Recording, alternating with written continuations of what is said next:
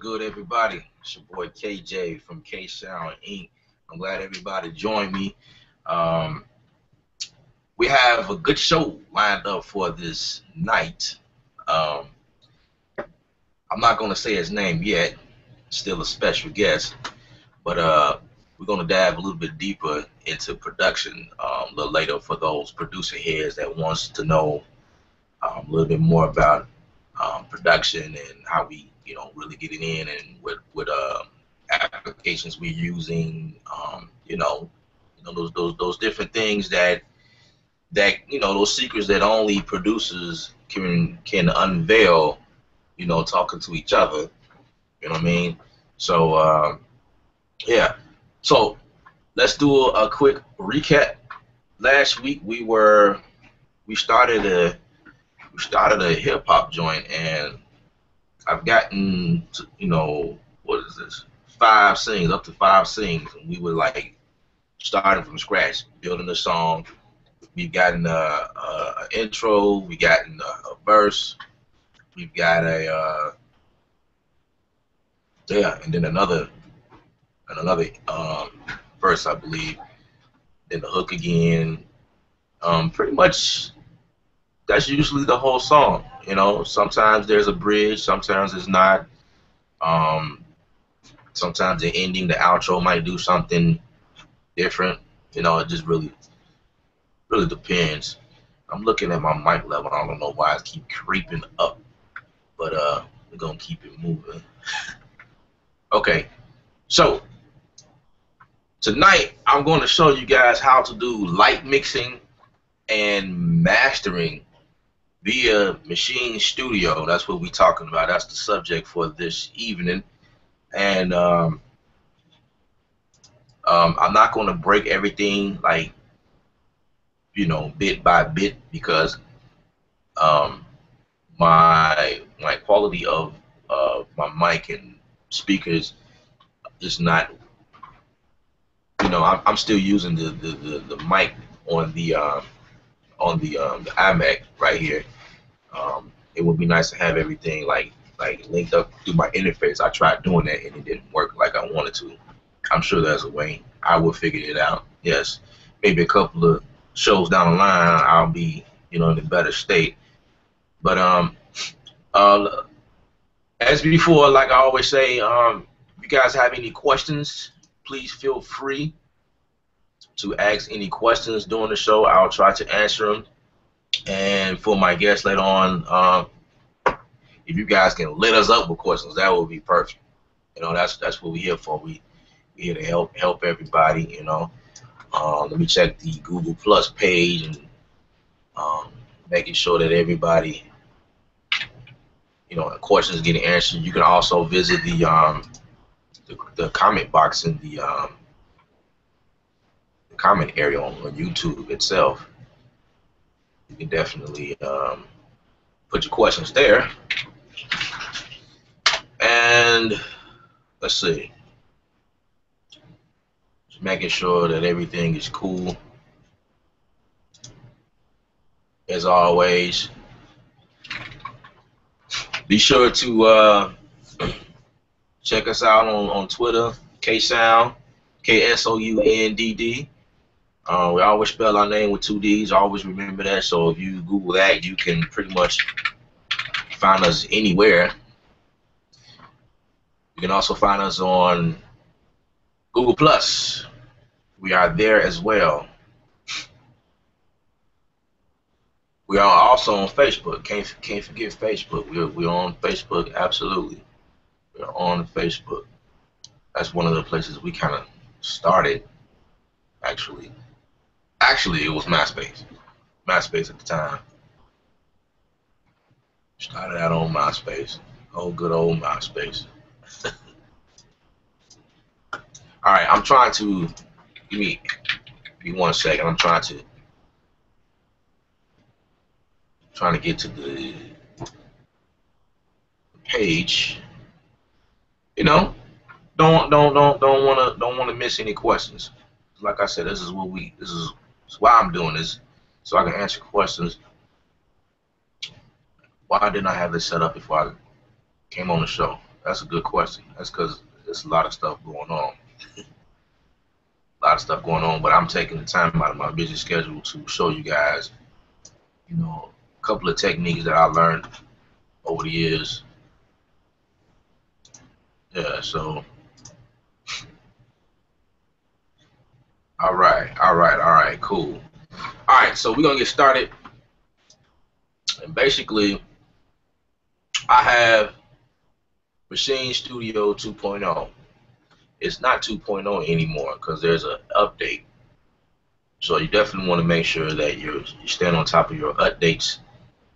What is it? 2.0.6. All right, so I have the latest update, whatever bugs they fix. Cool. So this is the track from last, well, 2 weeks ago. Oh, we didn't have a show last week, and that was because a lot of stuff happened. I had requests for music, and I had deadlines to meet, so I couldn't do a show last week. So I apologize. You know, as I said before, I'm trying to do these every week, but if a project come through and I gotta complete it, you know what I mean, I gotta do what I gotta do. You know what I mean? So yeah. So last week.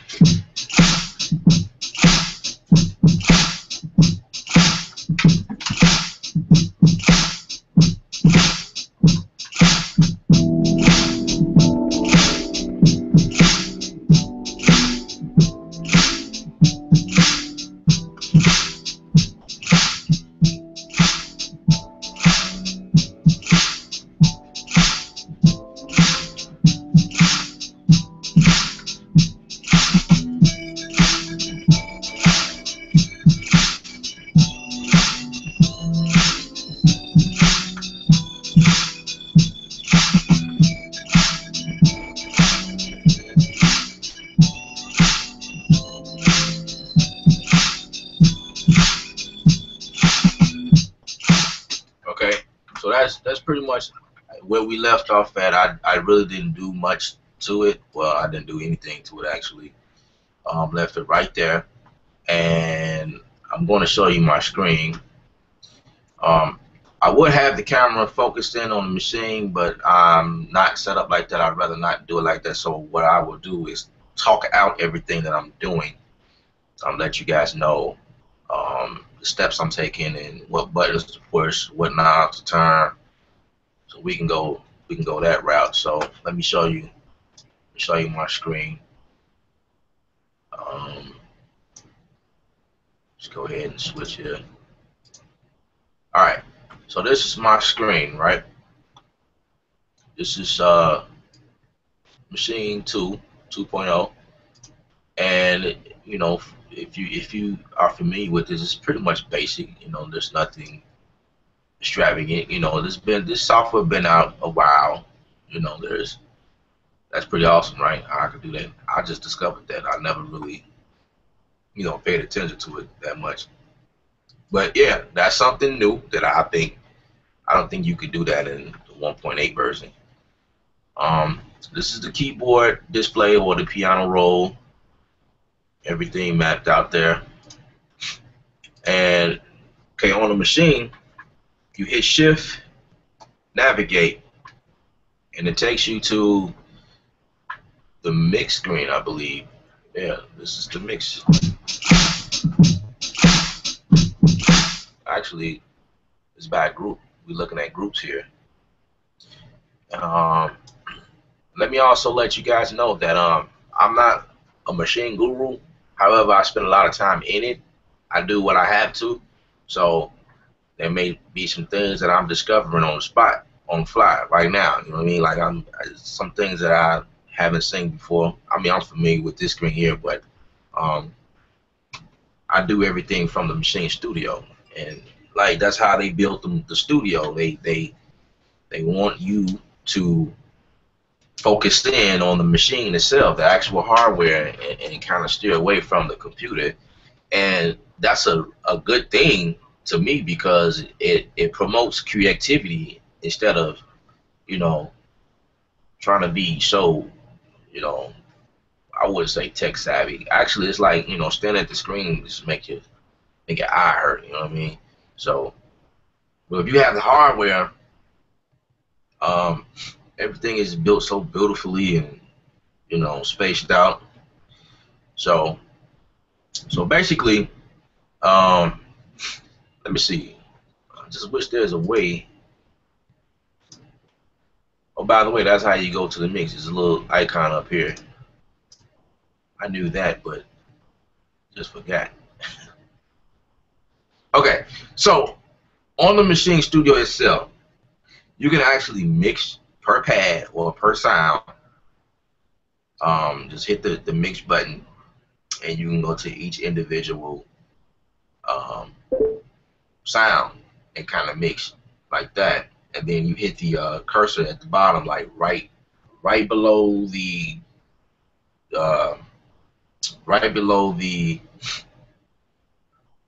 this big knob right here.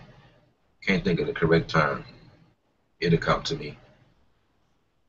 But anyway, the jog wheel. There we go. Right below the jog wheel, there's two cursors that say function, right? And you hit it, and it switches between your volume and your pans. So that's the function of those two buttons right there. You know, for mixing, for this mix right here. Okay. So, oh, look at that! I just did something. Okay, I just discovered something. Check this out. New incoming message. All right, now on the Maschine, this is what I just discovered. I hit the back button, right? And now I am displaying on the Maschine itself. I'm displaying each group as how you saw it. But when I hit the back button, it changes. Now you're looking at each sound, each individual sound now, which is pretty cool. So yeah, there we go. That's my snare.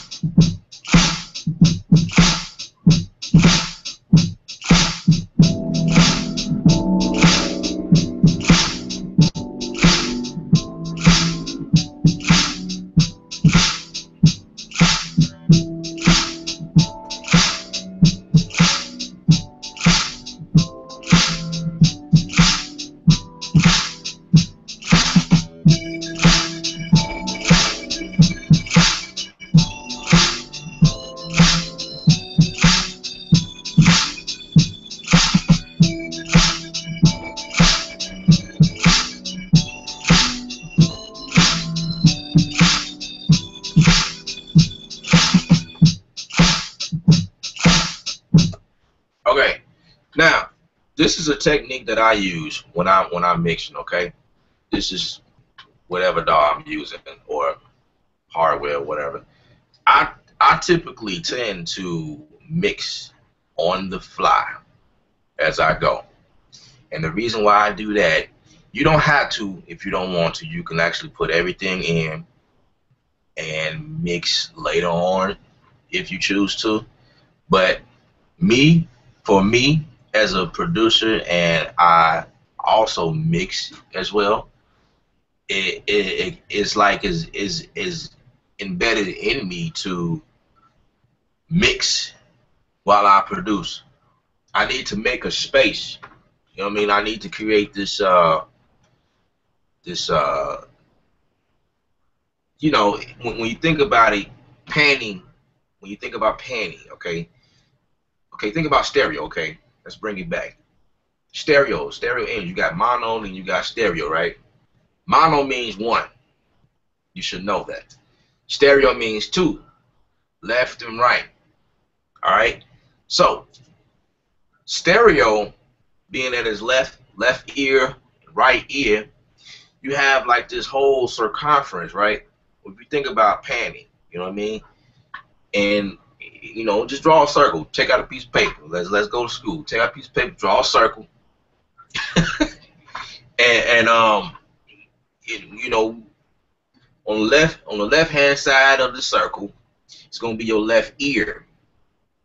But you got different dimensions you can hear different things around. Just think about the clock. You got something going on maybe at, I wouldn't say 6 o'clock. It'd be like more like 7 o'clock, or right between 6 and 7, and then you got 8, 9, 10. You got different things going up the dial, right? Same on the other side, from 6 or 5 or 4 to 12.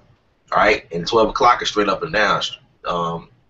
That could very well be mono, actually, straight up and down, or flat stereo. All right. So when I'm producing or mixing, I like to fill up everything around. So when I'm panning, I don't pan hard right or hard left. I pan,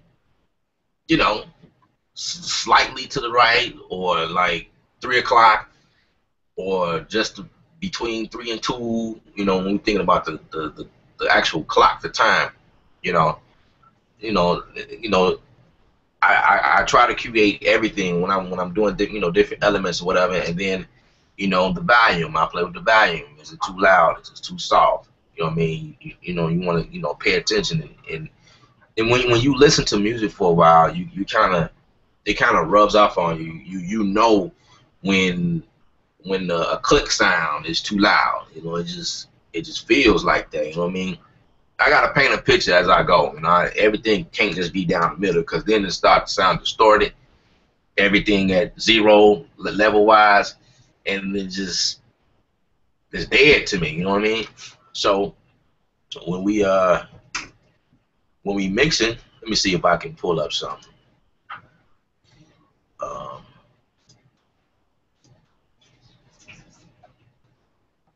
Again, I'm still kind of playing.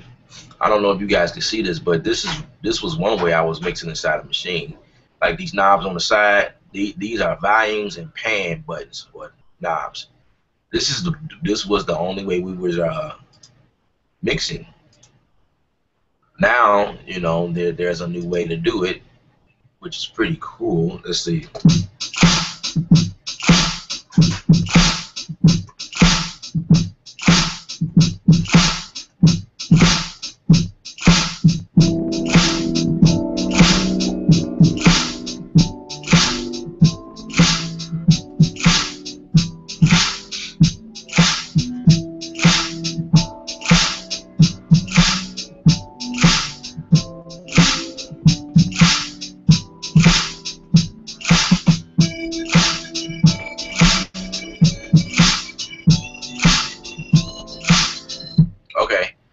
If you can see that, like this is my snare right here. I'm kind of going left and right. Typically for a snare, it's usually centered. Okay, snares are usually in the center. Your kicks are usually in the center. Your hi-hats, typically, if you want to create a space for it, you would kind of like, depending on which side you want it doesn't matter. There's no rule of thumb for that. You can actually pan it, slightly to the left, slightly to the right, or whatever. Then you start getting into like your toms, if you have any. Same thing for that. With that, pan them slightly to the left, to the right, and then once you start doing it as you produce, you kind of hear like, wow, it starts to sound a little better. You know what I mean? And you can hear a lot clearer. You can see, you can hear right through it. You know what I mean? So here's a question that I always get. Can you use third-party plugins? Yes, you can. Let me see if I can show you guys that.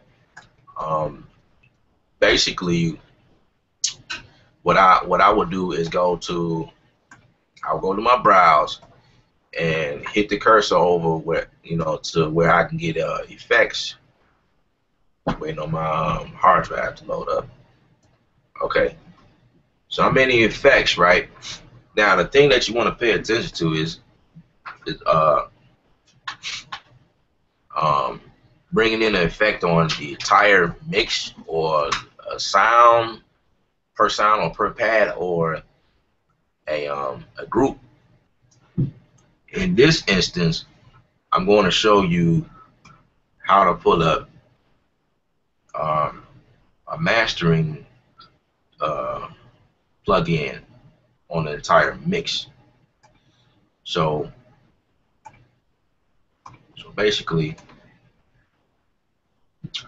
what I'll do is I hit channel at the top left on the machine, MIDI, channel or MIDI, but it's selected for channel, and that's actually the main you know, dealing with the main outputs. And off to your right hand screen, it's going to say output right at the top. At that point, you can hit browse, because you want to make sure that everything is, you know, selected correctly or whatever. Then you hit browse, go to effects on your left screen, you know, all the effects come up, and then on your right hand screen, you dab a little bit deeper and grab those effects that you want. And I'm just explaining what it would be if you was to use the Maschine Studio. But as you can see on my screen, you can see me kind of like going through, and you can see the effects being selected up here. You know, you have other instruments and libraries or whatever, but we are in the, you know, the effects right here. So the effects, let's see.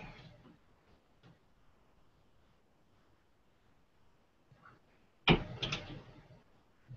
see what we're gonna go for. Let's see.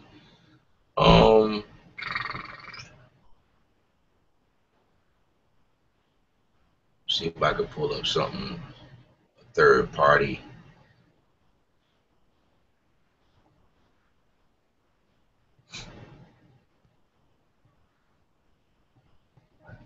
Looking for it, and I'm looking for it, and I'm looking, and I'm looking, and I'm still looking.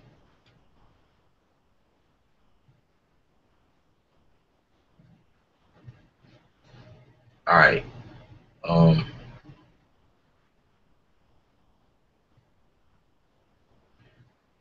Okay. I still haven't figured out how to do it on the machine, but I could definitely do it inside the software. But while we're here, the go-to, like, okay, I can pull from you know, plugins that are inside the machine. You know, because when you do a beat, you finish, you know, you did a song, you know, you did your thing or whatever.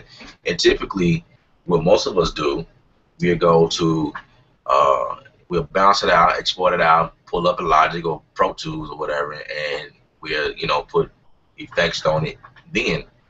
But what I would do, I would go to, like, you can actually bounce. You know what? It would be nice if Native Instruments imported a MP3 feature in here where we could just, you know,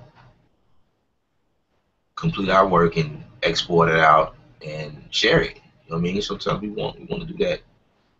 All right, so I'm in the dynamics category, and for the subtypes, I'm going to pick limiter, like something simple. I told you I was gonna show y'all something real light and simple. I'm not going in depth or whatever. And I usually go for the 0 dB. I may go for the -6 dB, but I usually go for the 0 dB. Select that, load that up, and let's go to that.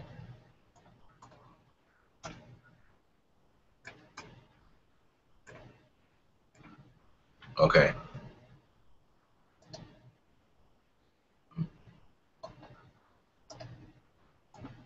All right, 1 second.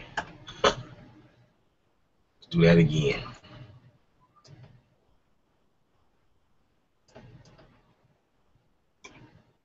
Do that one more again. Make sure we got it right. Again, still learning.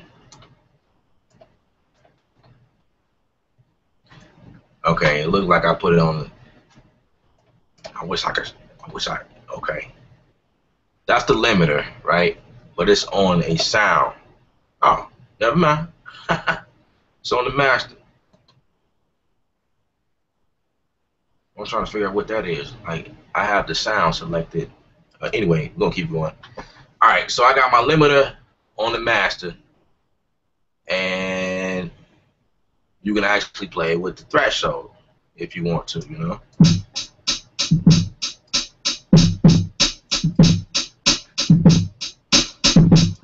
Now, as you move down, obviously the sound, it almost sounds like it's compressing, and it'll get louder. And the reason for a limiter is it acts as a ceiling. Your like your tracks won't go past zero. Okay, you know, because sometimes you guys get like real excited, and it gets real hot, and you be peaking, and you know, you see that little red, you know, the colorful red in the meter. You think it's Christmas, but it's really not.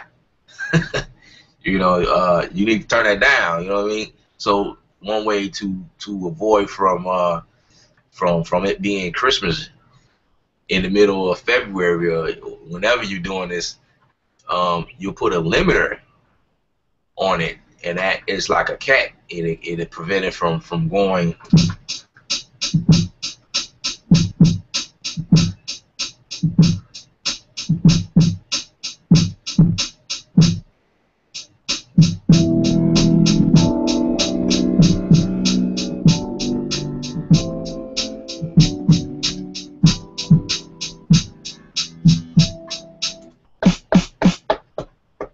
I think I muted something. My snare has left me. It left us, folks. No snare today. But yeah, that's how you would do that. This is like one of the procedures of mastering. You know, you put a limiter on there, or a maximizer. You can use a maximizer, and I want to show you guys how. Let's go ahead for the third party. So pretty much click this this plus. Start over. I'm pulling up stuff. I didn't mean to pull it up. Trying to show y'all that little plus sign. Hold on. All right, check this out. This little plus sign right here, right? All right. Um, I didn't mean to pull you up. So we're gonna click none. All right, this plus sign. We're back at square one. Okay, the plus sign.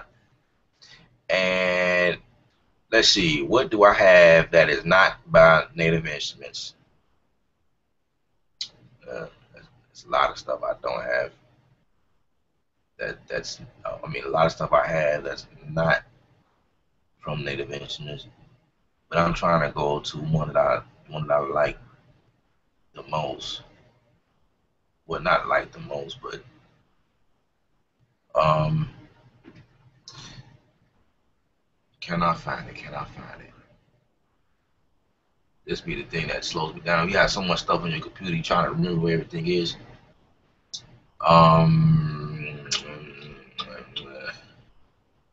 Dang. Let's see. Is it in within this? Oh, yeah. Never mind. It was right there in front of me. Look, don't judge me. I hear y'all now. This dude, he don't know what he's doing.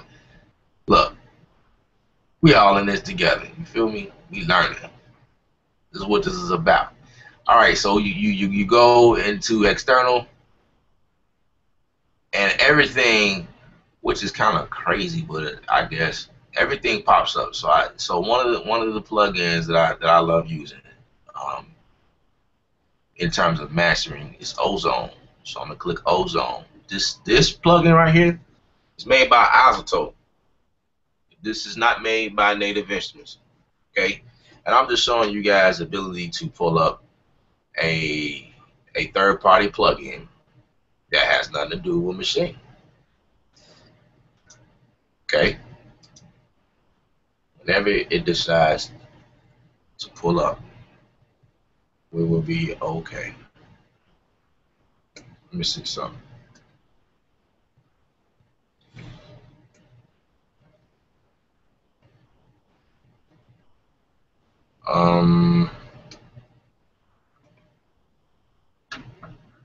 Okay, well, I guess that's how it will look the other day I pulled up the whole interface, but all of the features are within the hardware itself, and you guys can't see that, which is a bummer. Well, let me see if I can pull up something else right quick, something that actually looks pretty, so you guys can see it.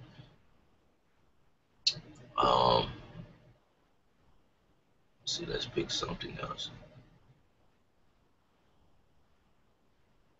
Okay, let's go for a J37. Let's see what that, again, same thing. Well, I'm sorry about that, guys. So sorry about that.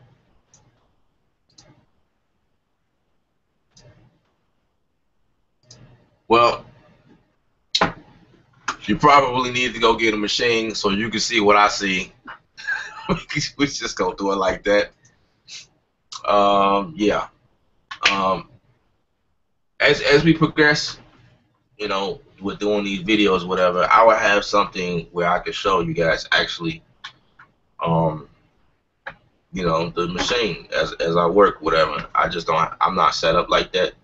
I just wanted to show you guys, you know, some techniques that I use and things like that. Let me see if I have any questions. We went by a long time. Oh, that's a load of stuff. Oh, I apologize. All right, DJ Airwax, what up, K? Man, what's up, man? I appreciate you for visiting me every week. Every week that I've started doing these, you like a big supporter. I appreciate it, DJ Airwax. Salute to you, brother. Mark Sauce, what up, folks? Okay, Johnny Reckley, test 1, 2. Yes, yes, you are in the building. Appreciate it. So do you make most of your, okay, Mark Saul says, so do you make most of your track entirely in the machine? It depends.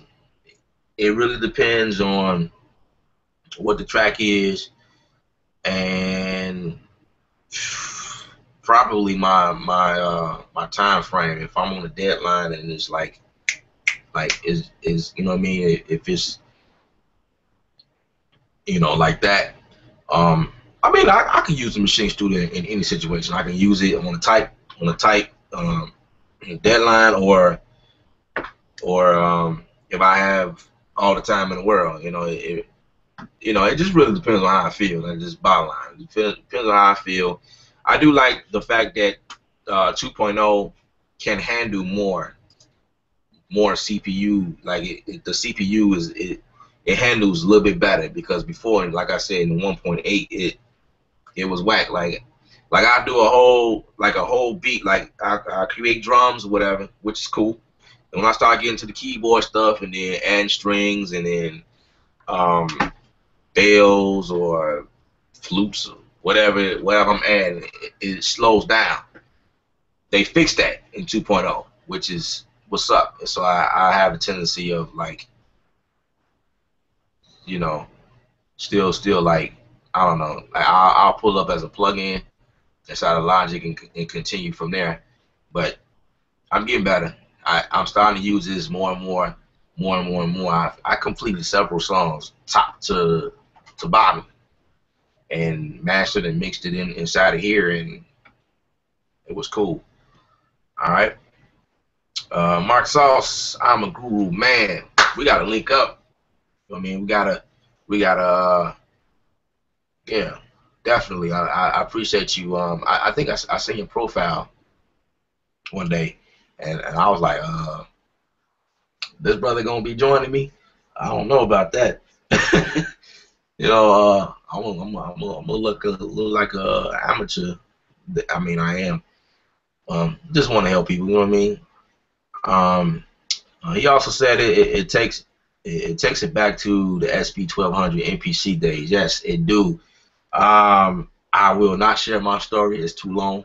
But how I ended up using the machine, like I bought the machines, the Mark 1 version, and yeah, I'm not gonna share that right now. It's too long.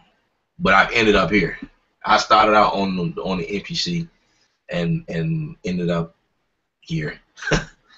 All right, DJ Wax. You also run Logic Pro X as a DAW. I'm right. If I'm right. How do you route sound from battery 4 in Logic? That's a good question. Pulling up Logic now. All right, I'm gonna move to the next question. Mark says you should switch the view back to the machine. Yeah, I'm gonna get. See, the reason why I didn't do that is because I don't want people to see my pretty face. You know, I'm handsome. No, I'm joking. I'm joking. Yeah. I'm going to set it up like that next time. It just you know, the way I got things set up is like, you know, yeah. Anyway, hold shift browse at the same time on to use the external shift browse.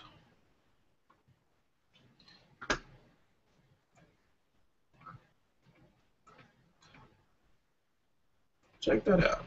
That's pretty cool. I appreciate that. Ladies and gentlemen, Microsoft says hold shift and browse at the same time and switch between external plugins. That's cool. I think I knew that. I was doing that on the machine, the first one, and it was doing something. Okay, Johnny Reckley, waves or azotope? Both. You can pull up both of them. I seen most of the stuff that I use come up. DJ Airwax on a plugin, K, on the plugin. Cool. You guys are like commenting to each other. I'm trying to see if I can find some questions. John Reckley said no apology needed. Yeah, man, I just keep it authentic, man. Like, I could have studied and practiced or whatever, but you know, we all in this together. That, you know, what's good? Thanks for the vid. Should be able to click a little arrow.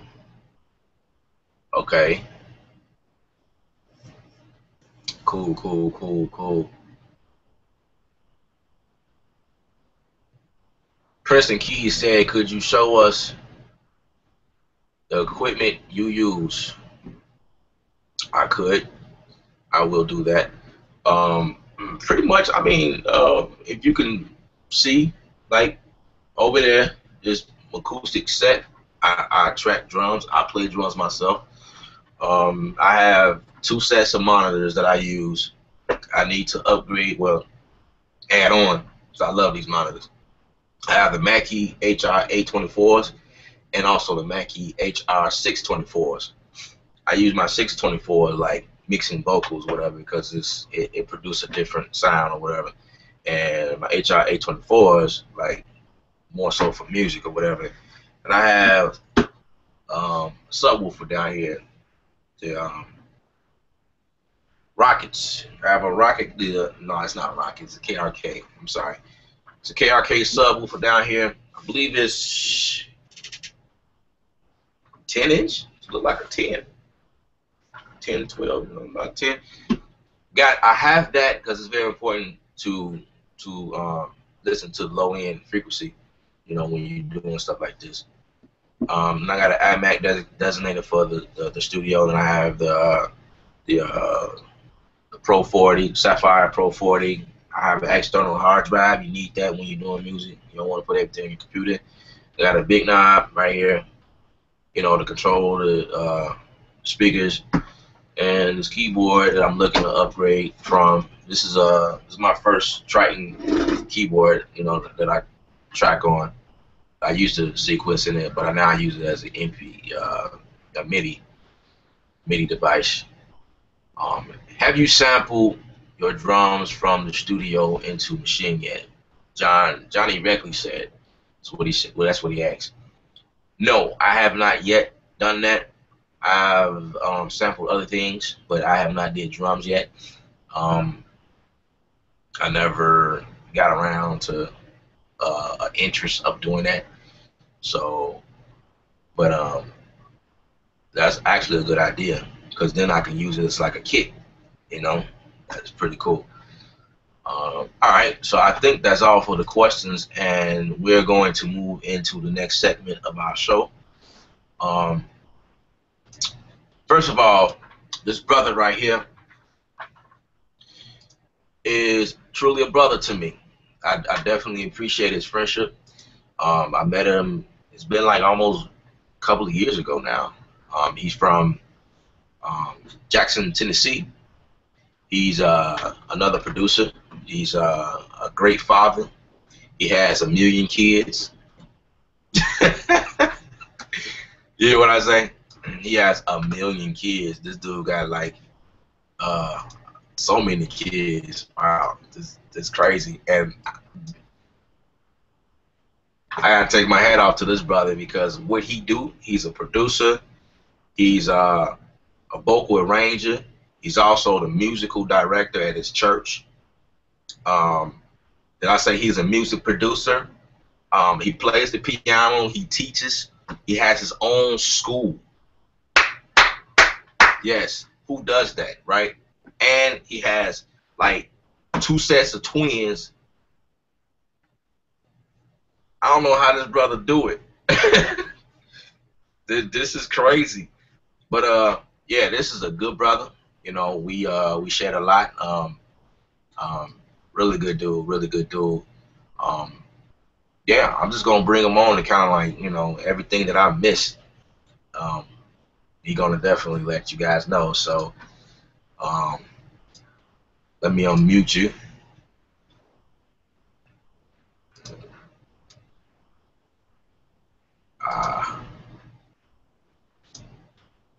Trying to unmute you. Are you muted? I think you're muted. Ladies and gentlemen, I bring to you John Mike. Absolutely. What's good now? What's good, everybody? Yes, man. I'm glad you accepted the invitation to come on and be my guest. You know, talk to these people about what it is we do, what we love. Oh yes, sir. Yes, sir. You know that's what I do. Absolutely. Yeah, I enjoy it. I've been sitting in on the show. I enjoy it. I've been enjoying it. That's what's up. I appreciate it. I appreciate it. I'm glad you just didn't come on because I asked you. You know, you was actually watching the show as well. So you be talking about some good stuff, man. Yeah, you be talking about some great stuff. So you know, I'm glad to be a part of it. You know, when you asked me, I was like, yeah, no doubt, I'm there. You say when? Absolutely. So tell us, man. Like how long have you been music producing? Wow, man. Production wise, well, it depends on professionally. I guess you could say probably just the last, if you could call it professional, semi-professional, maybe like if there's an AFL league for music, you know what I'm saying? I guess I could be in the AFL league, not the NFL of music production, but doing what I do and doing what I love, probably about the last 10 years, really heavily. Last decade, started right when I was about 21. Started my business at 21, which then it was just a school of music. It was called Yeshua School of Music, and then did that for about 4 years, and then I switched the name to Dynamics Music. And then that's when I started going into the production end of it, you know, running a local studio, just recording, you know, doing things. I got an artist I'm working with now, a couple artists I'm working with now that we're trying to actually put some stuff out there, but mainly just the last 4 or 5 years, just really heavily going into it. But producing, just doing music, man, it goes all the way back to when I was like 11, 12, you know, Triton, you know, keyboard sequences, all of that stuff like that. Yeah, you know, it goes all the way back to the end. That's where my roots are. But business-wise, last decade. That's what's up. You almost sound like me. Yeah, it's been some years. Like I share with people, you know, it's not something that we just like dived into 2 days ago. I mean, like it takes it, you know, like okay, like I just recently graduated from Full Sail. As Mm-hmm. a lot of people know that back in September 2013, right? But Mm-hmm.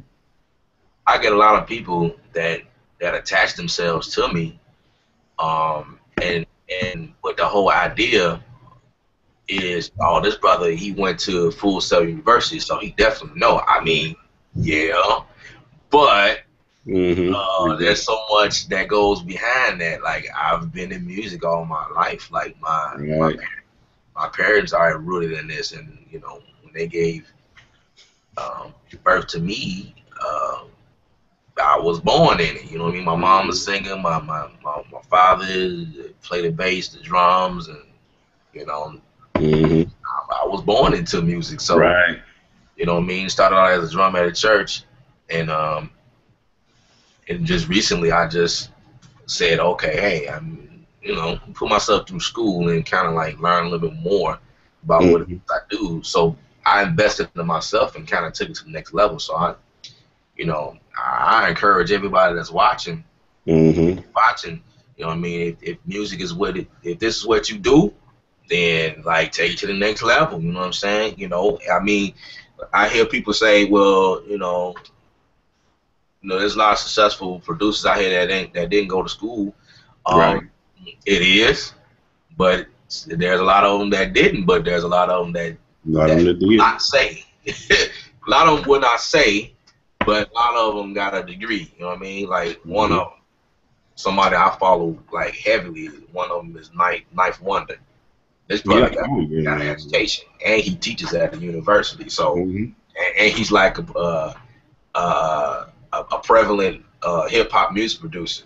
You know what I mean? Right. So, What's your you boy? know, That's always on the machine videos. Jeremy Ellis. yeah. Yeah, he went to Full Sail, didn't he? I, I, I want to say he did. I'm not really sure. That's what I heard. That's I what I heard heard. that too, but I don't know how true that is. So I'm not gonna You're not put gonna out comment on false information. I don't know. that. I've heard tell about it. I like I said, nothing verifiable, but that's what I've heard. Yeah. Yeah, Hmm. that's what's up, man. That's what's up. So like, what was it that sparked it? Your interest in music, like I know you probably started playing the piano first, but like now you into production, like you're a producer now. Like what? There's a lot of musicians that Hmm. play, but never really went as far as producing. But Right. you actually do this, so like what I've made? always, I always had that drive to wanna get into production. Because actually, even before I started piano, I started out writing songs. Writing poems. And the thought came one day. I was like, a song is just kind of like a poem. This is like a 10-year-old, 11-year-old boy thinking, if I could play piano, then I could probably put music to it, and I can write songs. And so that's kind of like what piqued my interest in music. So I jumped into it, you know, like that. Jumped in head over heels. Ended up playing for the church, but I can remember as a boy um, getting in the mail like the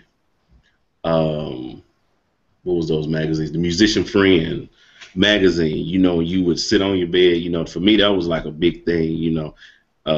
I would get, it come in the mail. I grab it. I run upstairs. You sitting there with the pen and you circling all the little pieces of gear. You don't even know what it does, but you sit there Yeah, circling like, yeah, I want that. It's like I don't even know what it do, but it's not. It's 1,900 bucks, but if it's expensive, it's got to be good.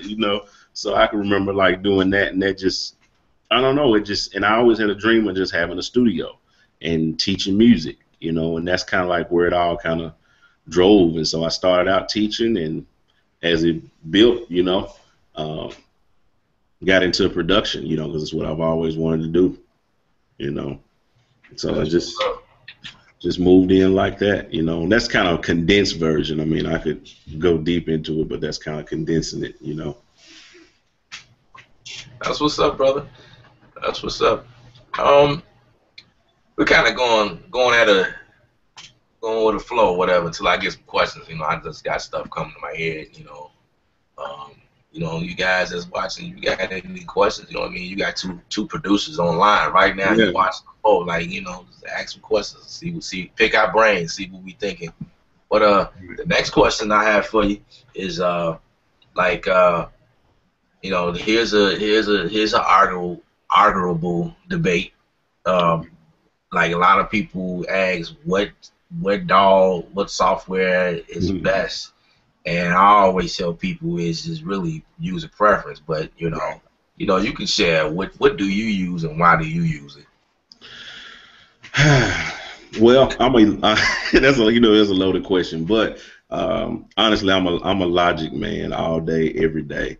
I've not anything against Pro Tools, not anything against Fruity Loops or Studio One or whatever you use. I remember because I went full sales, so I can remember back when I started and we got the package and we got Logic, and I'm like, okay, I've been hearing about this Logic. Let me get into it. And I remember installing on my computer, on my MacBook, and I was like, maybe for the first 6 months or so, I didn't even touch it, because I just thought Pro Tools was it, because that's all you ever would hear, Pro Tools, and you would hear about Logic, but mainly all you would hear about was Pro Tools. So I was trying to learn Pro Tools and trying to dig into it, and then one day we had a class assignment where we had to actually dig in and use Logic, and I got into that joint, and I was like, whoa. And I don't know what it was. The whole flow of it just captivated me, That was before X. That was back Logic 9, Mm-hmm. So jumping into it, it just became the ultimate part of my workflow, and I just like it personally because it's just comprehensive. It comes out the box ready to roll, Pro Tools, nothing against it. It's a solid mixing software. That's what everybody says, mixing. You want to do anything mixing wise, you want to hit up Pro Tools. But if you're into production heavy, I mean, you gotta, in my opinion, anyway, you should really, if you got a Mac, you need to get into Logic because it just has the complete package. It just comes out the box. You got hundreds of instruments. I mean, you don't have to install any VSTs. You don't have to install anything else. You just come out the box with hundreds of instruments that you can create with. And now with X being on the floor, I mean, you got things like Drummer, all those different things like that just make it, for me, the just complete package you can do. So honestly, I do all of my work in Logic. I used to do the whole workflow, compose in Logic, drop in the Pro Tools, and mix. But as I got into it, it just started slowing down my workflow. So I said, hey, I can record audio in Logic. I started recording my audio in Logic and just started doing everything there, and it provided to be more proficient for me, just in my opinion. Yeah, that's what's up. I think I did the same thing too. Like I started out on Pro Tools when it was 7.0. That was 2007, 2008, something like that, around then. And I've learned and did everything. And then when I was introduced to Logic Pro, it just made so much sense to me. I think it was the 8.0 version, and I'm like, okay, so Pro Tools, Logic Pro. Mm-hmm. Okay. Pro Tools come with like the default reverb, EQ, compressor. Mm-hmm. That's probably less than 10 plugins. Logic Pro come with 70 plus plugins. Right. Pro Tools didn't come with sounds, or you had to spend like thousands of dollars to get a sample tank or whatever. But Logic Pro came with a bunch of sounds. Right. Sounds, plugins. Okay, logically, that's probably why they call it Logic Pro, because like if you're thinking logically, that makes sense. So yeah, that's why they call it Logic. It's just Logic. Yeah, it's Logic. Went with Logic Pro, and ever since then I fell in love with it. And so after that, when I get Pro 2 sessions, I know how to work it because that's how I started. And all I do is just consolidate all the tracks. Right. bring him on over into Logic Pro. Same thing. I do the exact same thing. When somebody sends me something to mix, I just open it up, drag the files out, bounce the stems, and just go straight into Logic. And then if they want it, oh, you want it back in Pro Tools? Oh, okay, hold on. Yeah, okay. Right. And no I put it back in Pro Tools.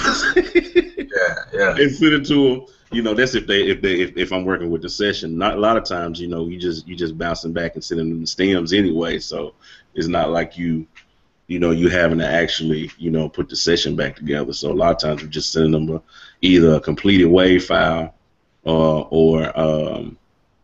a completed WAV file or a complete or just a bundle of stems. So that's typically how it works. So it's easy to work with whatever DAW you in.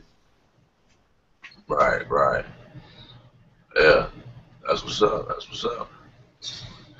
I'm looking to see if we have any questions.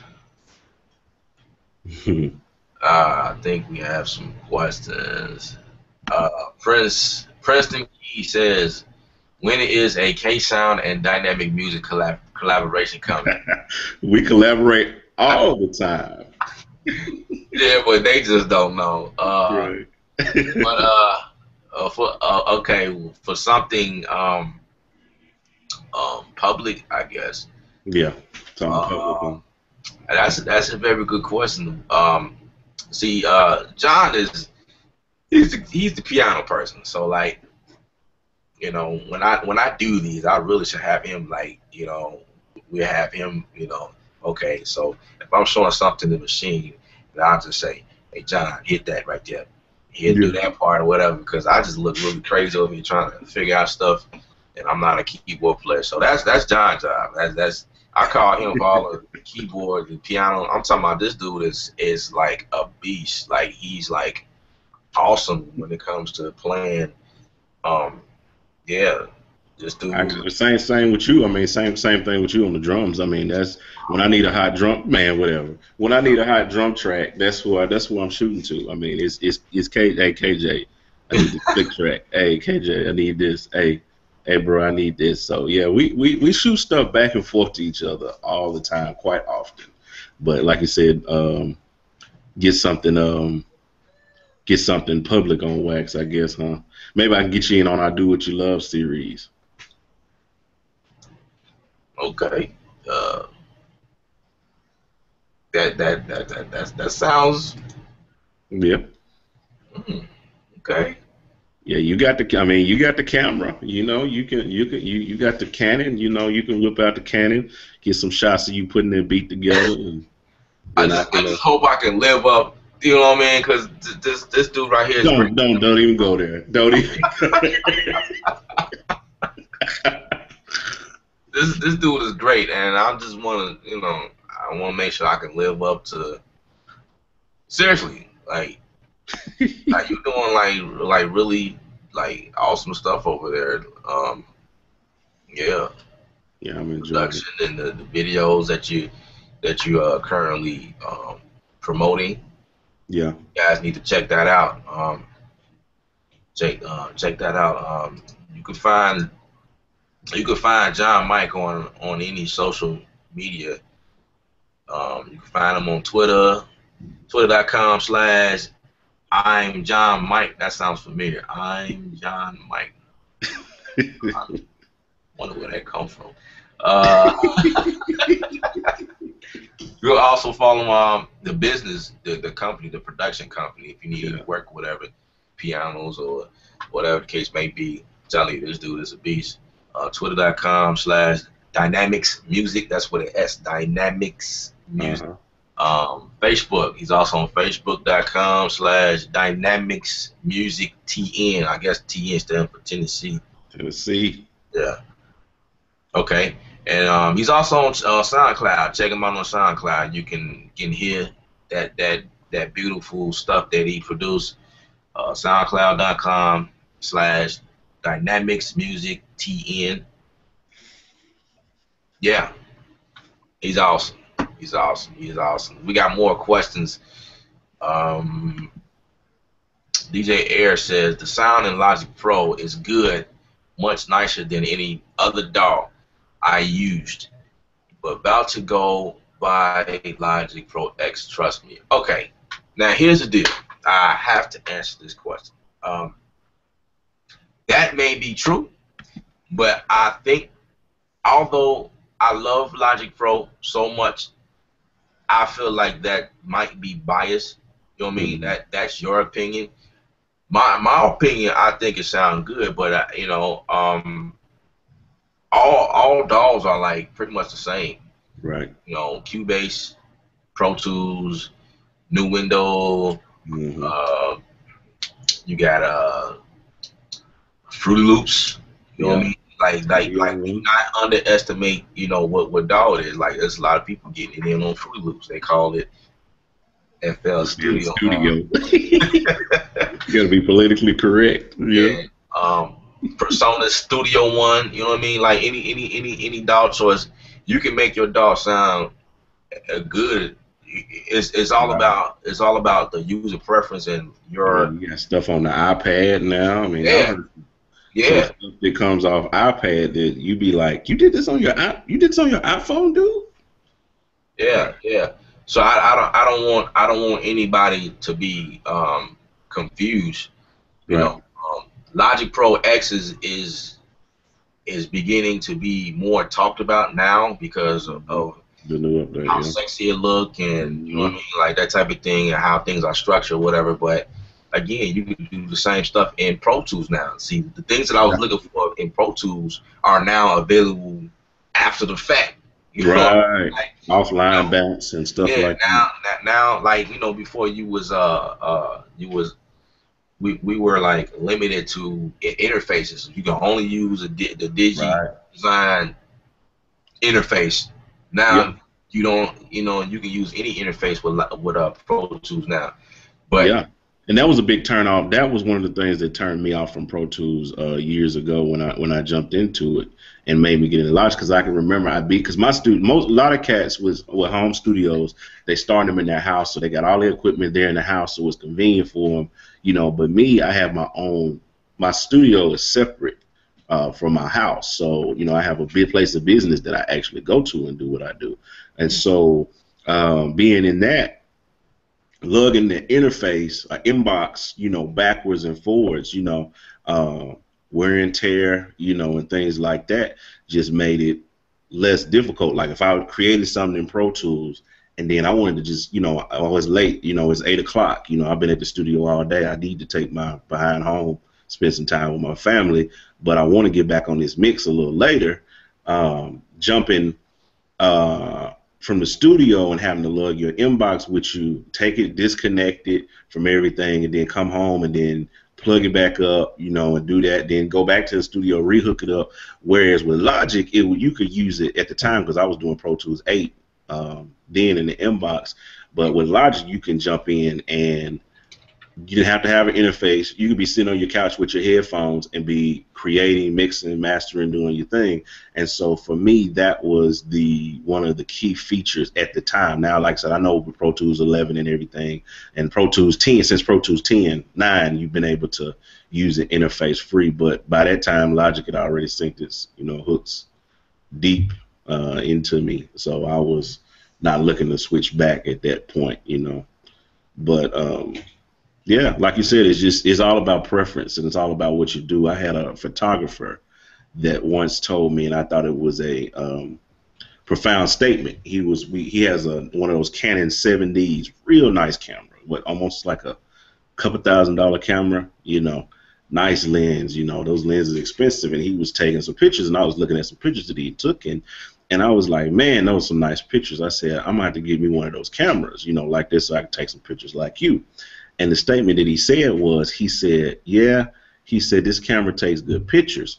He said, but honestly, he said, because I know photography and I know how to make a good shot, he said, I can get one of those point and shoot cameras, those little $5 disposable cameras from Walmart, and I could take some pictures that you'll swear that I took on my DSLR. And he said pretty much what you said is not about what you use, but knowing how to use what you use. right, Yeah. Right, right. Very, very So what's important. the point? What's the point of having Logic X and having all of the features, and having all these things, but you can't, you don't know how to compose. You can't put anything together. You know, you don't know how to mix it right, or you don't know how to master it, or you don't know how to do that. So I say whatever you're using, max it out, master it. You know, dig into. There's tons of tutorials. There's tons of information out there. It's cats like us that's doing videos and live forums, and you got Google Plus. That's a resource, and you can jump in and learn. You know, just how to use this stuff. You know what I'm saying? Yeah, yeah. That's awesome. So basically, to I guess complete that question is like he was saying, or like we were saying, it's all about user preference. You know what I think? What I really think. I'm not trying to put DJ Air DJ Airwax on the spot, but I think it's like what you find inside of Logic Pro is just easier than the other DAWs, which is cool. That's totally cool, and that's the reason why you should like something, because it's easier. You can get to it. You know. Yeah.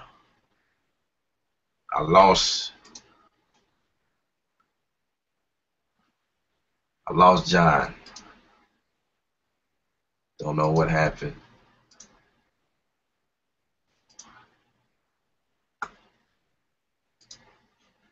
All right. Well.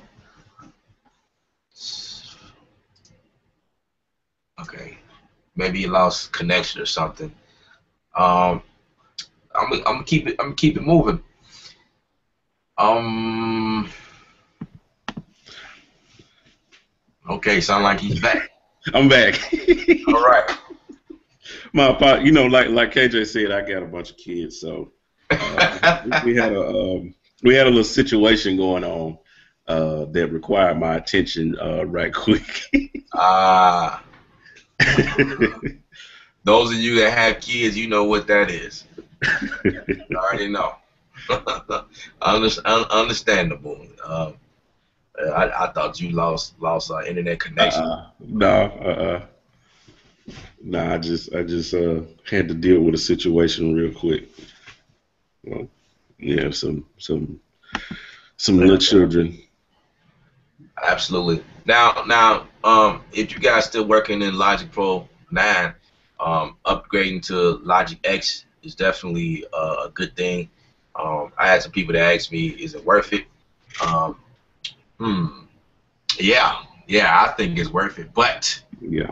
I will say this: it really depends on what you're doing, because if you're not a pro user, then I wouldn't suggest. I suggest just sticking with 9, because you know it. Because when you get X, it's a learning curve. I mean, everything is still laid out the same way, but Yeah, it takes about a good month. It took me about a good month and a half just to get used to it, you know.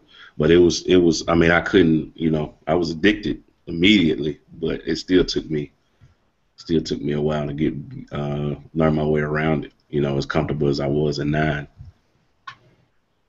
yeah. I'm sorry. I was going to show uh, um, how to pull up battery 4 inside of Logic Pro. Uh, I, I can't get to it. Let's do that next week. So I'll make that like the top of the list. I'll show how to pull up plugins or whatever. I actually write that down. So I didn't want you guys thinking I forgot whatever. I did slightly, but I'm thinking about you right now. So all right, we're gonna go back to these questions. Um, Man, they coming in like crazy. Jonathan Russell. I use Reaper faithfully every Sunday. Anybody want to buy MPC 1000? All right, so I just put that out there. So anybody interested in buying 1000? Let Mr. Jonathan Russell know, because he now uses Reaper, so he has no more need for the MPC. I never really liked the MPC 1000. I felt like it was a waste. But you know what? I guess it was pretty cool because it caters to those people who don't want to lug around big Yeah, equipment. the form factor was good. Yeah, yeah. I really didn't care for it that much because The Reaper's pretty good. I've used it on a couple of occasions for some live production stuff, because being that kind of goes off into some musician stuff other than production. But I think it's got some good features. One, I think you showed me the tab feature. I think one time we was looking at it. I think yeah, that's pretty. again, that was like a mistake. Yeah, but you figured it out, and then when I was like, hold up, that's hot. Hold up. Yeah. That's Doing I'm these glad it's a videos and mistake me you made. discovering new stuff while I'm doing so basically blah blah blah. Oh dang. Yeah. You do that But it's too? good for live perform. The tab, I wish they would put that in some of the other. I think that would be a good feature to add a Logic or something like that, because it's kind of if you're working with it in a live performance, because it's a lot of cats that use, like me personally, I use Maschine live in my church services. I use it to run what we call backing tracks. Some people call them click tracks, drum loops, whatever the case may be. And I've used Logic in service, and I actively use mainly my setup now is Mainstage and Maschine. Of course, Mainstage is the performance extension of Logic, so you basically get to use all the Logic instruments inside of a live performance situation. But before that, I used to just use Logic to actually run my tracks when I was playing live or what have you. Be just instrument strings, things like that I couldn't play simultaneously. I just pre-recorded in Logic and then run it live and play along with it live. And but one of the things, the hang-ups was, trying to have multiple sessions open, and having to switch back and forth between them inside of a live performance situation. Whereas with Reaper, with the tab situation, all it was like click one session, boom, you in the next session, and you got your tracks and stuff right there. So I thought that was a pretty cool feature that they built into that, and it's a free software. So that's if you're just getting started in recording and production, Reaper's free. I mean, it's a good DAW to kind of sink your teeth into and try to get started.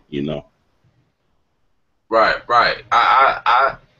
Yeah, it kind of reminded me of the MPC because Yeah. that was one of the things I love about the MPC. You can switch from sequence to sequence. Yeah. On the fly. Right, instantly. You know what I mean? And Reaper do the same thing. It just in tab. You just click on the tab and you're in the next sequence. With Logic, you got to actually close out and you got to close it, reopen it. I used to use the tempo automation. You know how you can change the tempo in different sections of the song.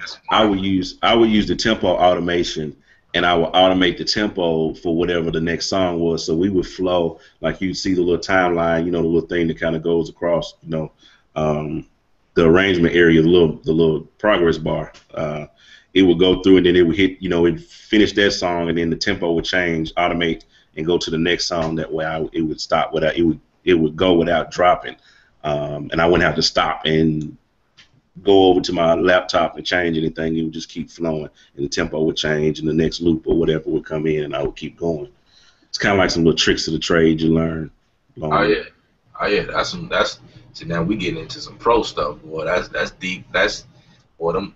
I can talk now. That's performance stuff. Yeah, you can talk about that's my second job. Yeah. Yeah. Telling y'all the guy, this is what we do. Like when we got started. All right, we're going to the next question, but we get fired up right now. Cool.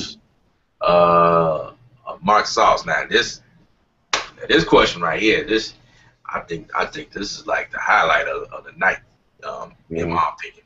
He says, don't you two feel as if Pro Tools give you a bigger sound than Logic? Yeah, that's a good one. Yeah. This is a question that we kind of fight with a lot. And I'm gonna let you answer that first. Oh Lord. Well, it's kind of like one of those those gray areas that it depends on who you ask, of course. If you talking to a diehard Pro Tools user, and a few of them come to mind. I won't mention their names, but if you talk to a couple of diehard Pro Tools users, they'll swear up and down that the Pro Tools is the sound. And then if you talk to some Logic heads, they'll say, hey, it's Logic, all the way. Just change the sample rate, match the same sample rate. As long as you're recording at the same sample rate, you're gonna get the same sound. The computer's gonna pick up the same information, audio information. But I've heard that the audio engines, one thing that I heard one guy we had a debate about was that the audio engines are different, and because the audio engines are different, it's similar to that of your big consoles that you have in the studio, like your SSL consoles and your Neve consoles and your different consoles like that. And I've heard that it's like similar to he put it like that Pro Tools was more like a SSL, and Logic was more like a Neve, because the color of the sound.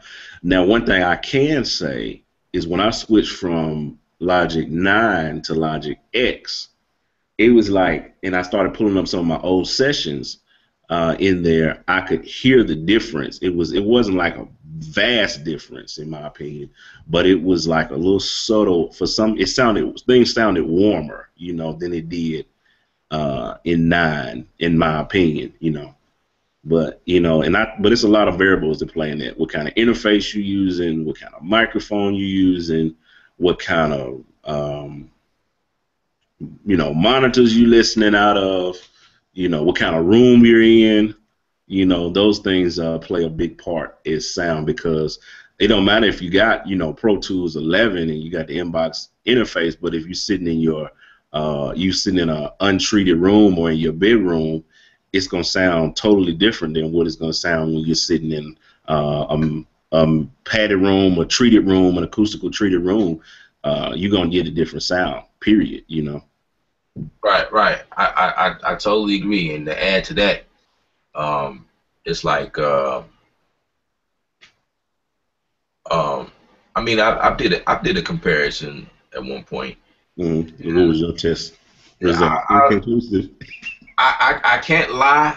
I definitely liked the quality that came out of Pro Tools, but was it a deal breaker for me? No, because in Logic Pro, you have to work a little bit harder to get that sound, but it can be done. You got a million plugins that are available now, and definitely get a certain sound.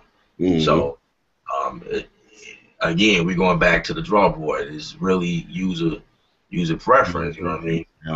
You can to get that warm sound. You made a point just a few minutes ago. When they came out with the update, I believe also it has to do with the platform. They switched everything to 64-bit now. I believe that played a big role as well. So maybe this question is coming from. I believe this question is still coming from like the Logic Pro 9 era. So like when you guys go back and listen to Logic Pro X and then do your comparisons and see. I haven't had a chance to do it yet, but because you made a good point. You heard that subtle difference. So it was a subtle difference. Things sounded a whole lot different and warmer, in my opinion. When I go back and listen to, because it made me go back and remix some stuff. Honestly, some stuff that I was working on, because I was like, you know what, this song sounds a whole lot better just in here than it did, when I was doing it in 9. So I went back and honestly, I went back to several mixes that for some projects that weren't yet completed, and started the remix process on them, to just try to, get that warmer sound. But yeah, like I said, I think that 64-bit definitely improved some stuff. And I think they just did an overhaul completely of it. The plugins, everything. Like, I like what they did with the EQ, with this latest update. I really like what they did with that as opposed to the standard Logic EQ that they had in there. I liked how they made it more graphical, more user friendly. Oh yeah, I love it. I love it as well. Yeah, that's some good stuff right there. Like I started, I use a lot of other third party plugins to get a certain sound. But when they did the update, I'm like, maybe I need to rethink Logic stuff. So big ups to Mark Sauce for that saucy question. That was very saucy, my brother. Very saucy. Yeah, that was a good one. Got that stain all on my shirt and everything. DJ Airwax says LOL to Reaper. Ha ha ha ha ha. Yes. that almost sounds like what most of us say about Fruity Loops, but again, do not underestimate these programs, man. Just because it's free. Excuse me. I have a real good friend. I got a friend. I have a really good friend that he is a Reaper fanatic. He's been on Reaper since day one, and he mixes a lot of rock music and a lot of heavy metal type stuff. And he is a Reaper fanatic. That he won't listen to anything else about any. You can't talk to him about anything else but Reaper. I started telling him what I'm doing. Yeah, man. Logic, they just added this new joint called Drummer, and it'll fall. Oh yeah, man, they got something like that for Reaper. And I'm like, nobody asked you about Reaper, man. Right. I love them people when they talk. But it's like I said, it's not about what you use, it's how you use it. Yeah, absolutely. Okay, Mark Sauce again says, I'm a Logic user myself, but I've heard the two in the same studio, and it seems as if Pro Tools squeezes a little more out of your tracks. I feel that the Maschine even sounds better than. Yeah. We kind of like discussed on that topic, so we're gonna keep moving. Marcel also said Logic in the standalone. Oh, he was completing the sentence. Yeah, absolutely. Princeton Keys, sorry. What would you guys' advice be for an aspiring up and coming producer out there like myself? Man, that's you asking for like over 10 years worth of stuff that we like stumbled and fumbled over, and like it really depends on like what are you doing. Like we will probably need to sit down and continue following us, and like because we are always, first of all, myself and Mike, we are very active on these social media. So like if you guys again can follow John Mike, twitter.com/I'm John Mike, or twitter.com/Dynamics Music, or also find them on facebook.com/Dynamics Music TN, and as well as soundcloud.com/Dynamics Music TN. So basically it's either Dynamics Music or Dynamics Music TN. And just follow us and kind of see what we're doing. I got a list of tutorials and stuff they can check out on some different stuff. Yeah, I wouldn't say that we are the best at what we trying to do do a good job, and we getting better and better at what we do. Right. I think that I honestly think that you can learn a lot. You know what I mean? Like, I'll say that because after 10 years of doing this, you would think you ought to know something. Yeah, I got some stuff to tell you. It depends on what you want to hear first. Well, it's 10 years worth of stuff You know, absolutely, absolutely. I'll say this. I'll say this. If I had to tell you something on the show, I'll say, um, do what it is that you love. Never make excuses for anything. Stay focused. Continue doing music if this is what you love. Study it more. And what I mean, I don't necessarily mean go to school because school is not affordable or feasible to a lot of people. You got YouTube. That's why you guys are here now. Look at a lot of videos, study other producers, you know what I mean? Like listen Right. to music and listen, you know what I mean? Like get in it for real and continue like surrounding yourself around people, like-minded people. You know what I mean? If you want to be a doctor, you're gonna hang around doctors. If you're gonna be a lawyer, you're gonna hang around lawyers. If you're gonna be a preacher, you're gonna hang around preachers. You're not gonna hang around no thugs. I mean, you might, if you're trying to preach the gospel or whatever, but like Right. you're not trying to do what they do. You know what I mean? You're Exactly. not in the clubs if you're a preacher. Right. Well, some of them are, but but I think you get the point. You know what I mean? Hang around people that do what you do or that you have a passion in, and that stuff will rub off on you. Don't hang around negative people. Those people that always got something to say about you. You need to like eliminate them. You know what I mean? So yeah. Yeah. Mark Sauce says, just my opinion. Absolutely. Preston Key says, DWYL Do what is you where love. where it's at though. Do what you love. You talking about the videos? Dude, yes. That's pretty cool because he put it in he put a hashtag on it. That might be a new trend for you, brother. Do what you love. Oh yeah.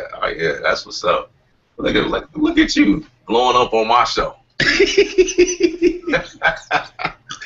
That's what's up. That's what it's all about. Yes, sir. Johnny Reckley says Ableton. That's a saucy topic right there. We not gonna spend no time on that one. That's like a whole nother. Yeah, man. We don't touch that. I've been getting into Ableton. I have been getting into Ableton here lately. Mainly for the live stuff. It's just that speaks more to my live side, not the production side. But yeah, that's from the performance side. I think Ableton is definitely a go-to for live performance. That's why they call it Ableton Live. Yeah, that's something I want to get into.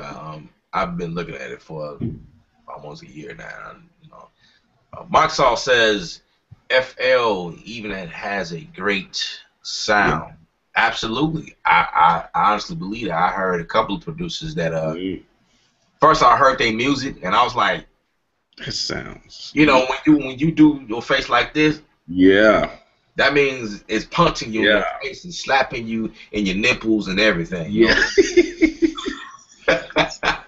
Then you go to ask, where did you produce? What program you using? You say, Fruity Loops. What? Really?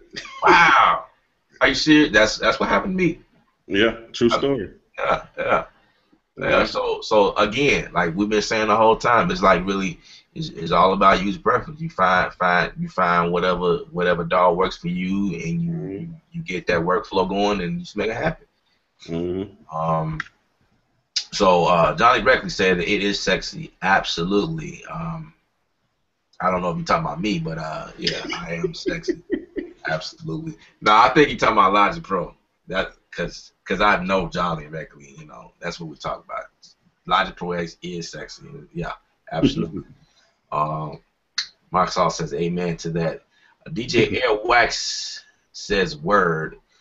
Mark says you guys are great yourselves. Thanks for sharing your knowledge. Absolutely. I definitely enjoy doing these videos, and yeah, I again appreciate John Mike for coming on and sharing this experience with me. This is nice, man. I'm enjoying it. Absolutely. John Reckley is taking a water break.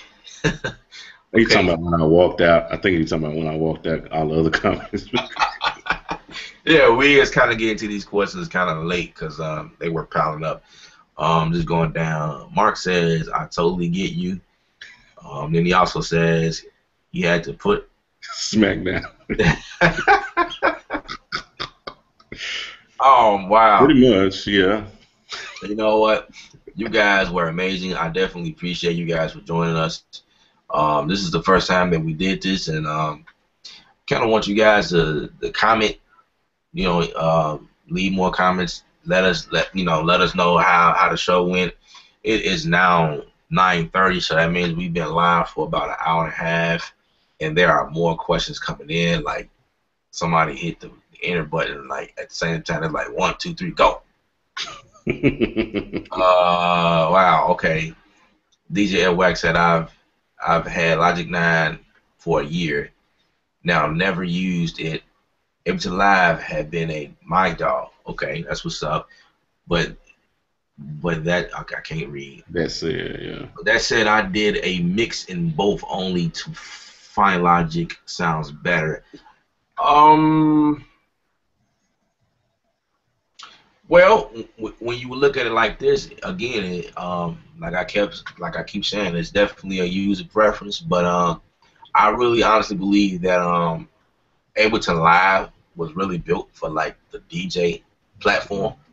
Yeah. So you might find a lot of break beats or like that type of atmosphere because it's like John just mentioned, it's more like a live type thing. So like you have different sounds. Logic Pro is more for like production. You know what I mean? Like you want to write a song and yeah, Ableton has a lot of. I've used Ableton in conjunction with Live a few times because I'm always looking for ways to bring my production into live performance. You know, being a church musician and stuff, I just enjoy some of the features they have in Ableton.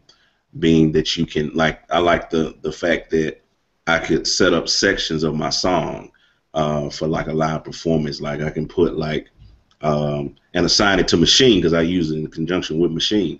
Like just use Maschine as a controller and map like sections of my song to a different pad on Maschine and being able to like we're playing or whatever, we're doing a song and the chorus come like the intro. So and the person who's leading the song or whatever, they can't they miss a cue or something and we need to go back and do the intro again. Well, if I'm playing to a track in any other software, I'm like, we screwed. We just gonna have to start off. We're gonna have to either start this thing over or we're gonna have to skip a part or whatever.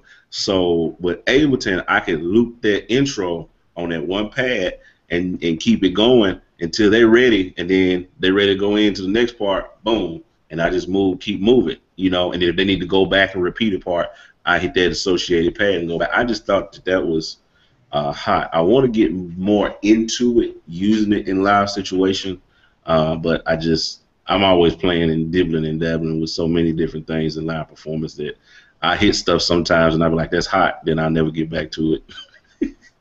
But eventually I'm gonna get back to Ableton. That is the goal for 2014, to really incorporate that into my live setup, because it is a pretty sweet program in regards to that.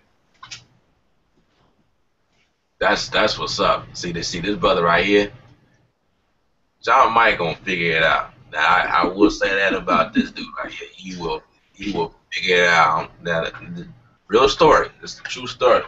This dude has figured out. Now Logic Pro comes with its own remote. You could download it in the App Store. But Mr. John Mike here has figured out a way to control the dog like another computer screen, and you inside of iPad. Like this dude is linked up about 15 monitors off of the Mac Pro, the MacBook Pro. Yeah. This dude is awesome. Wow. Yeah. This dude. It's very important when you're a producer that you're tech savvy as well. So yeah, definitely. John Reckley says, since Machine works in every DAW, do you think that it qualifies as a good starter DAW? I think so, but again, that depends on the person. I think, like me, if I'm out and about, I don't have access to the studio where I can get on the big boy and do what I do. I use iMachine on my iPad, and like I start a lot of my ideas, but sometimes I may start my ideas in GarageBand on my iPad as well. So it just really depends. But yeah, iPad, I mean the iMachine on your iPad, I think is a great way to, yeah, I think so. What do you think, John? You said what you said. What was the last? I was reading the question that was just posted. What you said? You saying since Machine works in every DAW, do you think it Oh, it's a good qualifies starter as though. Yeah, that one. Yeah, no doubt, same thing. Yeah, I mean, because the machine is really taking off and making it its way into becoming a full featured DAW. I think that you can do pretty much everything in it. that's what's Yeah, up. you can do pretty much Uh, everything in it. my mix engineer, man, what's going on, brother? This is another brother. Actually, Yes, we sir. started a group called Soundwork about a year, or a little bit over a year ago, and this is one of our affiliates, our brothers. Um, Mm-hmm. this dude is very Indeed. important as well. So he comes on and say, "Don't say the wrong." We was talking about you earlier. We just ain't mentioned Mhm. the name. Yeah, yeah, that's what's up, man. Glad to see you come out. Johnny Reckley, um, we will just call the mastery. I know where he going with this. Okay, I'm gonna read the question since we're on the show. He says we will just call the mystery Pro Tools lover our big brother. That's the dude above that we just mentioned. My mix engineer. That's his thing. Mark Sauce, the saucy brother. Um, yeah, the sound engine will make a big difference. Yeah, absolutely. Yeah, I think so too. Preston Key says, "Do you guys use Logic Pro X for live performances?" That's a great question. I personally use Logic Pro. Um, I do sound. I'm the sound engineer for this church in Chicago every Sunday, and I lug out my equipment, my MacBook Pro, and I fire up Logic Pro and Mhm. record her um, preaching, record the service. Yeah, So yeah, I definitely use it in a live instance, and yeah. yeah, And I use it. I've used it in live performance before, like setting up uh, my entire set for church. Being like, and I mentioned that earlier, of course, how I use it. But yeah, I use that whole setup in church. But I use Main Stage a whole lot more than I do Logic X. And of course, Main Stage is an extension of Logic. It's basically just the performance part of it. You can run backing tracks and things, and that it seamlessly lets you integrate your tracks from Logic into a live performance situation, and lets you run all your VSTs, your instrument, your virtual instruments, all of that one thing. Because actually, I don't even use a traditional keyboard. I just use a controller. I bought an 88 key controller. Doesn't have any sounds in it. It's just a keyboard with no sounds, and I MIDI it into my MacBook, and I use all of my sounds that you hear on Sunday morning come from my MacBook and out of MainStage and Ableton and some of the other softwares that I use. But yeah, it definitely can be used in live situations, and I am a witness to that because I use it quite often. that's awesome. And that's also one of the other reasons why I love Logic so much is because of it comes with extra stuff. Like to me, it's always been that way. It always like the whole reason why I chose Logic Pro over Pro Tools was because it came with stuff, Right. a lot more stuff, and then main stage. Mm-hmm. Oh, we can go live. I mean, Yeah. like you can actually, like, your guitar players don't even really have to carry a rig. Like they Right. use Right. effect pedals that they are now making to interact with Logic now, Mm-hmm. or any DAW. You know, you can use a digital pedal, and man, you right there. So Right. there's no more need to lug around big amps or Right. heavy keyboards. And that It's was the keyboard upon MIDI keyboards. You got one keyboard maybe doing all the organ patching, and then you got another one doing colors, or you got the yeah. piano. There And, you you know, you don't need to lug a big Leslie and big organ on go. the back. Not anymore. And that was my main attraction to it. Like Yeah, when I started looking at it, I was like, man, like you got the Yamaha Motif, like the newest one. I mean, if you want to go out and get the Motif, it's gonna run you a couple thousand. You can get like some of the most series for like 1,500, 1,200, 1,100 bucks. Get a used one for about 800, 900 bucks. But if you want to go all out and get the latest, you're gonna spend about anywhere from 2 to 3 grand on a keyboard. And I was like, man, honestly, I could get like the controller that I got. I paid $80 for it. I got it on Craigslist from a guy brand new for 80 bucks. 88 key controller by M Audio, a key station, and then plugged that into my MacBook and hooked up MainStage. And I'm like, because I got Complete 8, so I got thousands of sounds that sound just as good as the pianos and the organs and the strings and the things that I've used on any keyboard that I've ever had.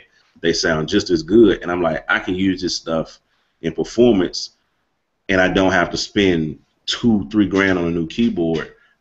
And companies are always making new sounds, so it's honestly cheaper to use a controller and a MacBook or a laptop situation for live performance, in my opinion, than it is to go out and buy a brand new keyboard. So that's just been my experience with it. The last 2 years, I haven't played a traditional keyboard on Sunday mornings in like the last almost 3 years. Yeah, I've been just exclusively using, MainStage, Logic, all of that for my performance situations. that's what's up. I'm about to jump down to the Yeah. next question I see, because I see this other one is gonna get a little saucy. Mark Sauce, he says the machine made me use Ableton and I love it. Um, yeah. That's something I've noticed. Like with when I purchased the Mark One, there were presets for Ableton, Right. Yeah, that got my attention too. and I didn't see a preset for Logic. Like, Yeah. okay, you know what I mean? It's like a lot of things that kind of kept pushing me towards looking at Ableton. So that's just all I've been doing. I've been looking at it, and I think I'm gonna eventually purchase it, and because as a producer, it's always good to stay on top of your game, your library, and I definitely. I have a couple producers that own it and telling me it's awesome, so I'm definitely give it a try. Absolutely. Yeah, you should, man. All right, now for the sauce, the sauciness. See, Mark Sauce started that. If I offended you, brother, please forgive me. I'm just, I like having fun. You know what I mean? Yeah. All right, so my mix engineer. He put some thought in this question right here. Mm-hmm. He said, when you guys are working on a project with the client, what do you do to get in there in the client's mind and see their version of the project? And where do you start? Mm. That's a deep one. Yeah. That's you going with KJeih. Go on, preach to us, brother. Oh man. This question right here, it can, you can go in so many angles. Yeah. With this question, like oh man, is the client bringing me a session inside of Logic, and I'm looking in, and or if I am working on a project, how do I find out what their wants are? Like, if there's so many angles I can kind of go with that question. I guess I'll pick one. I'll do both. When you guys are working on a project with the client, what do you do to get in their mind? Yeah. See their version of the project. Whew. Yeah, that's a good one. Yeah. You got us stuck here, brother. You need to elaborate on that one. Well, I say it. You know, I do a lot of things on the fly. I try to think quick on your feet, and that's one of the things you got to do when being a producer. You got to think quick on your feet, even though you may not know what you're doing, or you may be introduced to a situation that you're not familiar with. Tons of them. Have to think quick on your feet, like make up something. You know what I mean? Like whatever, just make it sound professional. You know? Right. You know what I mean, like you gotta think real quick. If you gotta like stop, pause, like you know, you might say, you know, do like that, just like what I just did, just like. Think about it. And I ask a lot of questions. I personally like to ask a lot of questions when we're in the creation process. I get a lot of people that come in and want me to create something right there on the spot for them. You know, I get a lot of that, you know, because I run a local studio. So a lot of people just come in and they're like, hey, I want to come in, I want to record. I want you to create everything. I want you to start from scratch. I don't have no musician. I don't have anybody who's doing tracks for me. I want you to do the track. I want you to record it. I want you to mix it. I want you to I want you to do everything.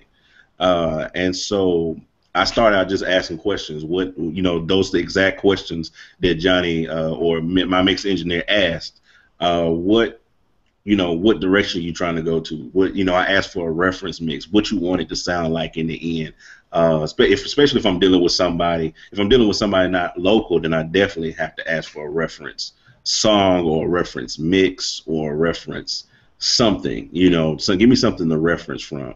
What are you aiming for? You know, and then I try to assess whether, once I hear what they're aiming for, I try to assess whether that goal that they're trying to get to is realistic, both for them and also myself. Because I'm a good producer. I'm a great piano player. I'm a great, you know, I can put together some rhythms. I can put together some drums. I can put together some tracks. I can mix it. I can do this. But they're just like anybody else. I have my limits. I have my, you know, my areas that I just can't go, and I need to be able to assess, like, okay, am I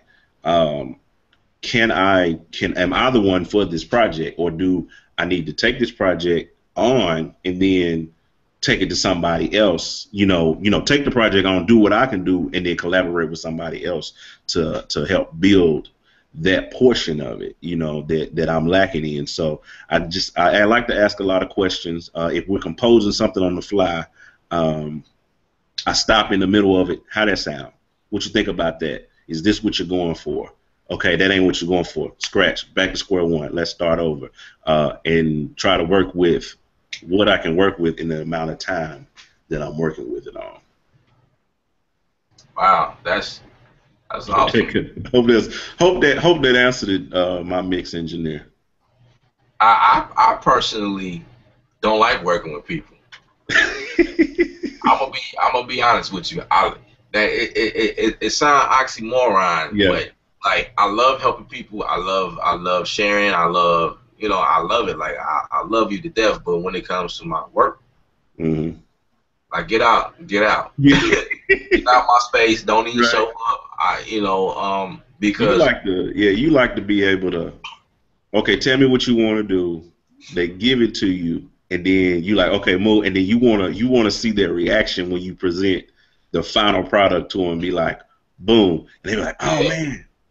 Yeah, I don't need you telling me, like, well, what if you do this, or could you, like, put the kick here, or I do get those types. Right now you telling me how to produce. You know what I mean? I try not to get big head or sound big head, but like I've been doing this for a while, and I don't need you to Right. what to do or whatever. I mean, you can make suggestions, but it gets to be annoying. It's like you doing something and you look up, And there they are right there. right? Like, okay, is that okay? So now you tensed up a little bit because like you got to Yeah. get the approval every time instead of being creative. Right. You know, I want my creative juices to flow, so I'm like Right. in deep thought, man, I'm doing my thing, turning Those, knob. those people, those people that when I deal with people like that, I tend to do what you do, just kind of shut them out of the creative process. I got a couple of projects I'm working on right now that I've kind of shut the person, out because of that same reason. They trying to micromanage every detail of the project, and they're not a producer. They really don't even sing well. but they wanna dictate different parts of the production, and they're not in production. It's just some Joe Smo from off the street that watched a couple YouTube videos and think he knows what he's doing. Right.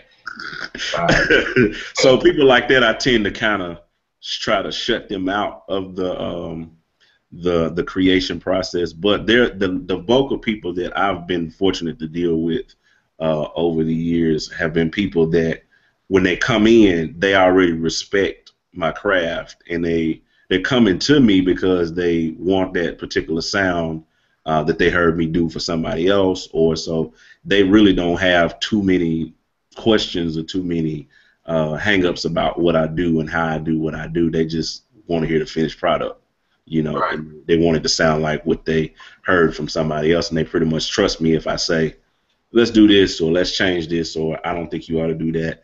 So, but like I said, I've had those mental patients. Yeah, yeah. After a while, you'll find your flow and things. You know what I mean?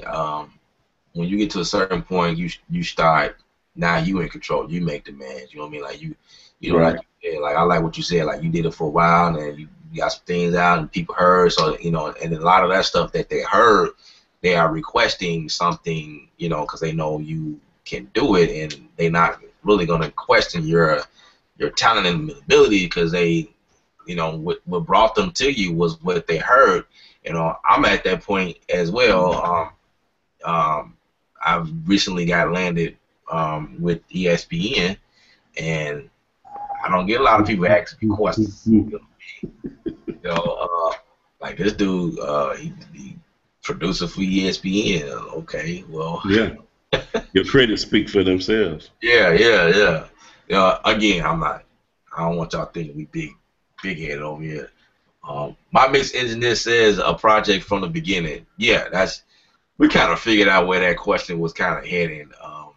Project from the beginning. Yeah, I honestly don't like working with people on projects because, like, most of the times I'll say, shoot me an idea, shoot me a song that you want it to sound similar to, or if I'm mixing a project, send me a reference. Right. Something you want to sound close to, and I'll keep it real. Like, if you sending me something and the mix on it is like hot, but like your recording is like Crap. not hot, I try to make up something real nice to say. There you go. Be And, tactful. yeah, keep it moving. Like this one brother, he recorded it. I don't know how he recorded it or whatever, but he actually, we had to set up for him to come to Chicago to record him. Mm-hmm. That's how we did it because like he couldn't get it right. So I was like, well, how about you come to Chicago and record it in my studio? You know what I mean? We know it's right. Yeah. Right. So it's in that instance we had to do it like that. Yeah. Yeah, that's pretty much it. Like you said, that's just what you do. Start from get a reference point, and then determine whether it's going to be attainable, whether with the resources that you have. That's what's up. Now, Preston Keys says, "Who's the better looking?" Now, that would be me, of course. I'm the better looking. I don't even know why you asked that. You can see clearly in the camera. I'm the better looking. You know, I'm just being goofy, man. I don't get into that, man. Yeah. Um, Johnny Reckley, look, y'all need to stop with these questions. I asked y'all to ask questions when I asked them, and y'all ain't want to ask questions. Now it's coming all, okay, we're gonna give it about 5 minutes, and then we're gonna have to cut it because it's been like 2 hours. I didn't plan for it to be this long, but the questions are getting so good, and so John Reckley says, now if you are given a song to remix with stems lined up and with the tempo given, which dog would you open it? Would you open up to work on the project, and why? Logic Pro. That's a Mm-hmm. given. Given. Especially with me, it's always open. Mine's is set to open up at login. Oh wow. I said mine's to open it. That's just, as soon as I log in, that's the first program that opens up. I'm like, all right, it's time to go to work. Absolutely. That's pretty cool. Yeah. If a project comes in, Pro Tools, with most people, I have Pro Tools, I have Logic Pro, I have Machine. If you have projects and you send it to me in any of those DAWs, I'm cool. But anything outside of that, then you got to bounce it to WAV files. I prefer to get stems. Yeah. I prefer to get stems. That's what I specify. I try to specify, and if they don't know how to bounce stems, then I direct them to a tutorial that I have on my website on how to bounce stems from where you are, and tell them to send it to me that way. Because it's just easier. I know I can work because I know I can work with Logic. I can work with what I want to work with. Right. And that's supposed to be music producer 101 right there. Like you're supposed to know. You know, everybody don't have the same. And please, when you bounce this stuff down, don't put any effects on it. Thank you. Right. The next question. Dry like a desert. Johnny Reckley says, what makes the drum synth technology in Maschine 2.0 different from NI's version of Drum Lab?